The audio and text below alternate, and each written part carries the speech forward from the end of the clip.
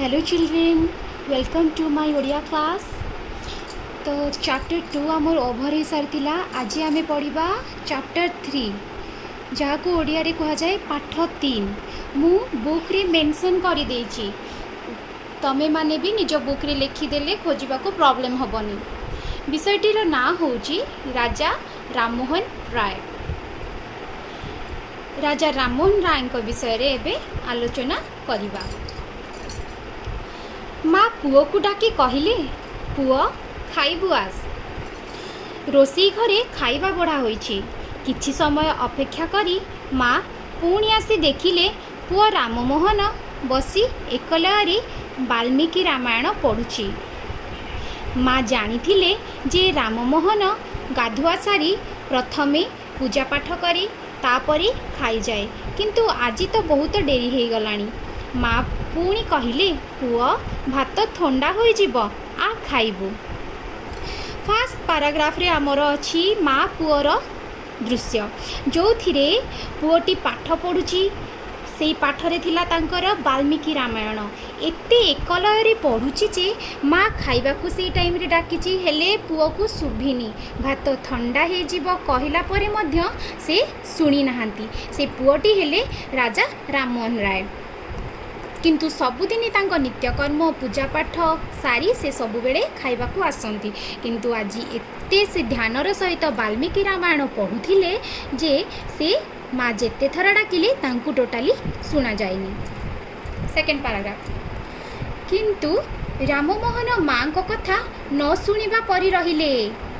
तो जेते थर माँ ए फास्ट पैराग्राफ रे डाकिचंती तांकू किछि भी शुणिनी, किछि भी शुभिनी, आ से न शुणिला परि रहिले।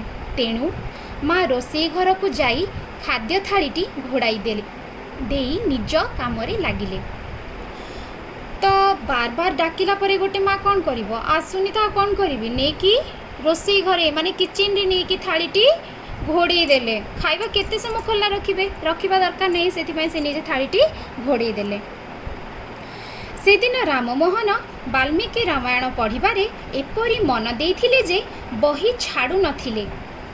से दिन से पढ़ुथिले वाल्मीकि रामायण। वाल्मीकि रामायण भितरे से एमिति पशि जाइथिले, पुरा माने ध्यानमग्नर सहित पढ़ुथिले जे तांकु आउ किछि सुभु नथिला। कोन करिवे, दुनिया ठु पुरा दूर थिले। से खाली ध्यान थिला तांकर वाल्मीकि रामायण उपरे। खाइबा पीबा भूली जाई धर्मग्रंथ पढ़िबा तांकर अभ्यास रे पड़ी जाइथिला। तो एति मन ध्यान देकी से पढ़ुथिले जे धर्मग्रंथ गुड़ी को से खाइबा पीबा भी भूली जाउथिले। तांकर धर्मग्रंथ पढ़िबा धीरे धीरे अभ्यास रे परिणत हो गला। तांकु ता छड़ा आउ किछि पसंद लागु नथिला भलरे। Third paragraph. राममोहन पिला दिनरु अति प्रतिभाशाली थिले। एठी प्रतिभाशाली माने कौन? प्रतिभाशाली कहिले असाधारण बुद्धि, जा पाखरे बहुत प्रकार गुण थाए, जा पाखरे सबू डिसीजन रखिबार क्षमता थाए, जे अलगा लोक ठारू टिके भिन्न। प्रथम वर्ड मीनिंग थिला हमर एकलय ध्यानर सहित, जोटा कि मु फास्ट पैराग्राफ रे कहिथिली। एकलय रे पढ़ुथिले माने ध्यानर सहित पूरा मन लगाई कि पढ़ुथिले ध्यान से। सेथिपाई से एकलय रे माने ध्यानर सहित। और प्रतिभाशाली कहिले असाधारण बुद्धि। तो से प्रतिभाशाली थिले। थरे जहा पढ़ुथिले तांकर मने रही जाउथिला। समस्तଙ୍କ पाखरे ए गुण न थाए, काहेकि ना किछि किछि पिला अछंती 100 थर पढ़िबे, किछि किछि पिला अछंती 5 थर पढ़िबे, किछि किछि पिला अछंती टीवी देखुथिले भी पढ़िबे तो मने रही जाए। किंतु तांकर से खाली ध्यानर सहित जदि गोटे थर भी पढ़ी दउथिले तांकर सब मने रही जाउथुला। से घरे बंगला और संस्कृत अध्ययन करुथिले। तो घरे से कौन कौन भाषार लैंग्वेज पाठ पढ़ुथिले? बंगला आउ संस्कृत। बंगला मीन्स बांग्ला लैंग्वेज, आउ संस्कृत संस्कृत भाषा अध्ययन करुथिले माने ग्रहण करुथिले माने शिखुथिले पढ़ुथिले। एठी अध्ययनर माने लिखिछि, अध्ययन मीन्स ग्रहण करिबा, जोटा आमे कैप्चर करंती, जोटा आमे पढ़ंती, जोटा आमे शिक्षा ग्रहण करंती। तापरे ଆରବୀ ଓ ପାର୍ସି ପଢ଼ିବାରେ ମନ ଦେଲେ। ତ ସେ ଏତେ ଗୁଡ଼େ ଲାଙ୍ଗୁଏଜ୍ ପଢ଼ିଲା ପରେ ବି ତାଙ୍କର ମନ ଆରବୀ ଓ ପାର୍ସି ପଢ଼ିବାରେ ବି ରହିଲା। ପିତା ରମାକାନ୍ତ ରାୟ ବୈଷ୍ଣବ ଥିଲେ। ତ ଏଇ ରାଜା ରାମମୋହନ ରାୟଙ୍କର ବାପାଙ୍କ ନାଁ ଏଠି କ'ଣ ରହିଲା? ରମାକାନ୍ତ ରାୟ, ଯିଏ ବୈଷ୍ଣବ ଥିଲେ। ତ ଏଇ ବୈଷ୍ଣବଟି କ'ଣ? ବୈଷ୍ଣବ ହେଉଛି ବିଷ୍ଣୁଙ୍କୁ ପୂଜା କରୁଥିବା ଲୋକ। ଯିଏ ବିଷ୍ଣୁଙ୍କୁ ପୂଜା କରନ୍ତି ତାଙ୍କୁ ଆମେ କହିବା ବୈଷ୍ଣବ। ଘରର ନେକ୍ସଟ ପେଜକୁ ଯିବା ଆମେ ଏବେ। ଘରର ଧାର୍ମିକ ଚଳଣି ରାମମୋହନଙ୍କୁ ଭଲ ଲାଗୁଥିଲା। 12 ବର୍ଷ ବୟସରେ ବେଦ ଉପନିଷଦ ପାଠ କରିବାକୁ ସେ ବାରାଣାସୀ ଗଲେ। ତ ଧାର୍ମିକ ଚଳଣି ରାମମୋହନଙ୍କୁ ଭଲ ଲାଗେ। ଯେମିତି କାହାକୁ ଖେଳିବା ପାଇଁ ଭଲ ଲାଗେ, କାହାକୁ ବୁଲିବା ପାଇଁ ଭଲ ଲାଗେ, କାହାକୁ ବାରବାର ଗୁପଚୁପ ଖାଇବା ପାଇଁ ଭଲ ଲାଗେ, ସେମିତି ରାମମୋହନ ରାୟଙ୍କୁ ଧାର୍ମିକ ଚଳଣି ବହୁତ ପସନ୍ଦ ଥିଲା। ତାଙ୍କୁ ବହୁତ ଭଲ ଲାଗୁଥିଲା। ଯେଉଁଠି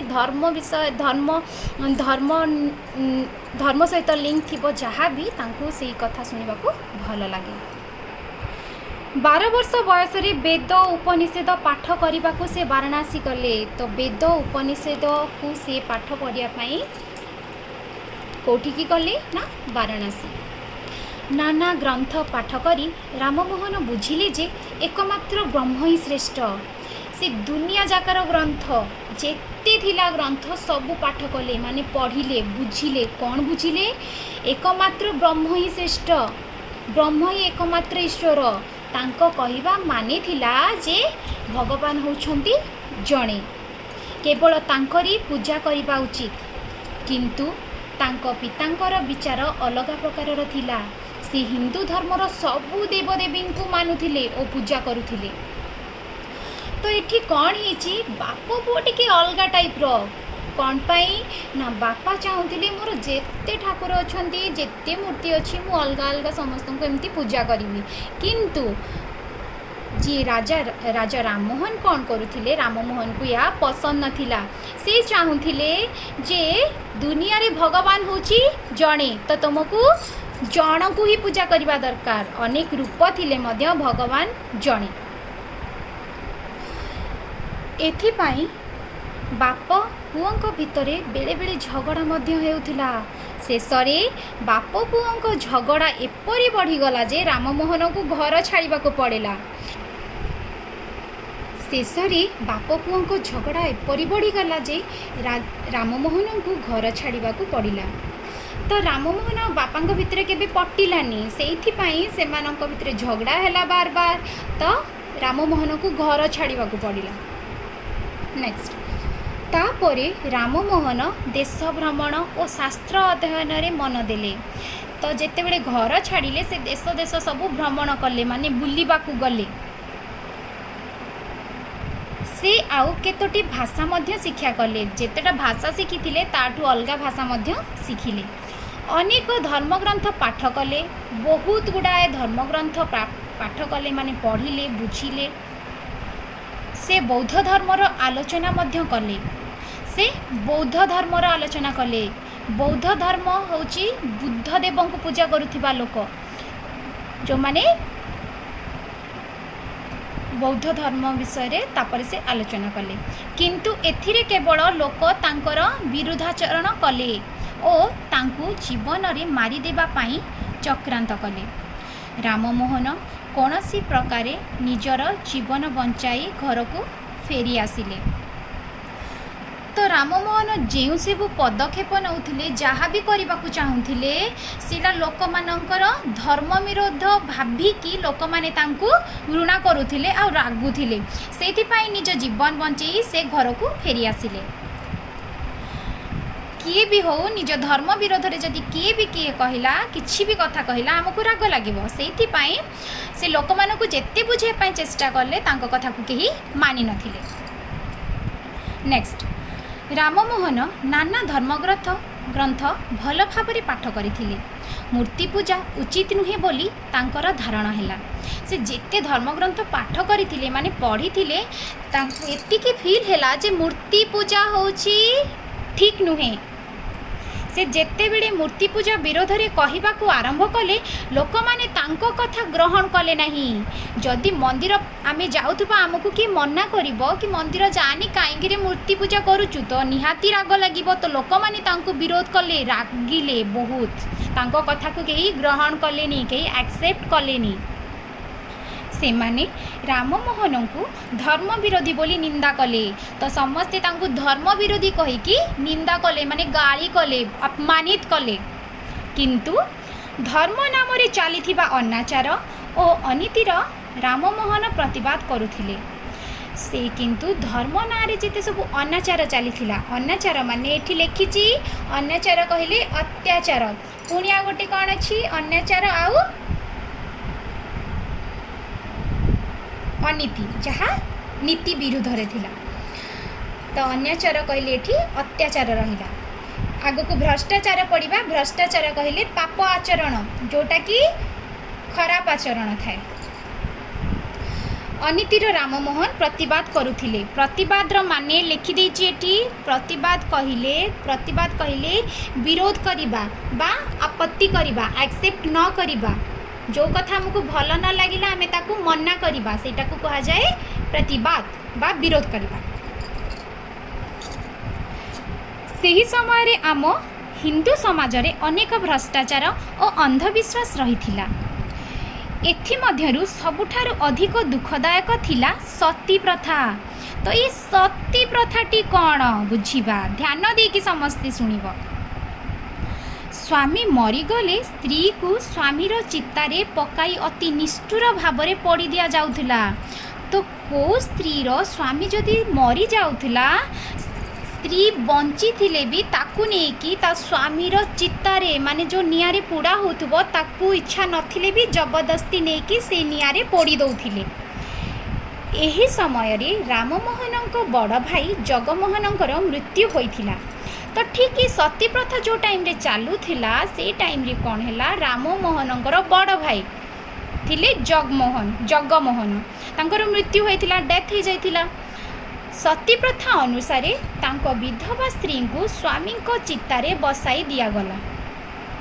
तांको जबरदस्ती नेकी तांको विधवा स्त्री को तांको बड़ भाई को जो स्त्री थिले तांको बड़ भाई को चितारे माने से नियारे जोटी पुडू थिले तांको स्त्री को नेकी बसाई दिया गला। विधवा पत्नी चिताग्नि रु नेक्स्ट पेज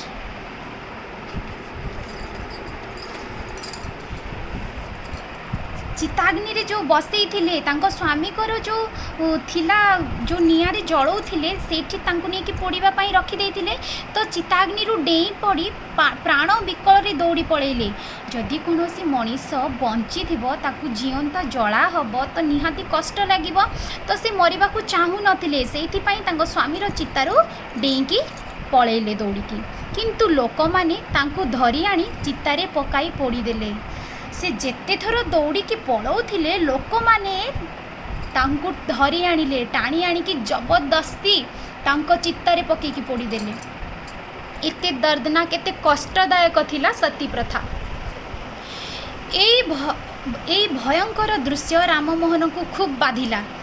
ये कथाटी राममोहन को बहुत बाधी थिला। से देखिले भाई मरला परे तांको भाउज को केमिति लोक माने जबरदस्ती पोड़ी देथिले, तांको बहुत एडा कष्ट देथिला, बाधिला माने कष्ट दबा। से इंग्लिश सरकारंको ऊपर चाप पकाइले, से इंग्लिश सरकारंको ऊपर चाप पकाइले माने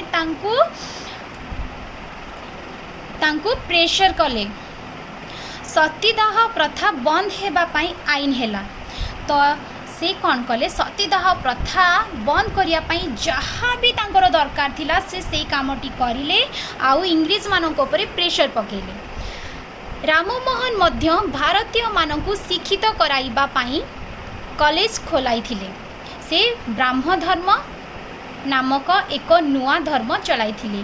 तो राममोहन सतीदाह प्रथा को बंद करइथिले आउ ब्राह्म धर्म नामक एक नुआ धर्म चलाई थिले। आउ से चाहूथिले कि मो देशर मो दुनिया रे जेते भी अछंती समस्ते शिक्षित होंतु। तो सेति पई से गोटे भारतीय को शिक्षित करिबा पई गोटे कॉलेज मध्य खोली एठी राममोहन विषयटी मोर शेष है केते गुड़ी एठी वर्ड लिखाई जोटा कि डिफिकल्ट वर्ड एटा को कॉपी रे लेखिबो जेमिति कि मु एठी लेखिची वर्ड मीनिंग हिसाब रे तुमे माने लेखिबो शब्द अर्थ करिकी शब्द रे कष्ट वर्ड लिखिबो मीनिंग गुडा को मु इमेज पठेई देबी आ याकू लर्न करिबो आ भल से एई चैप्टर टी को पढ़िबो। धन्यवाद।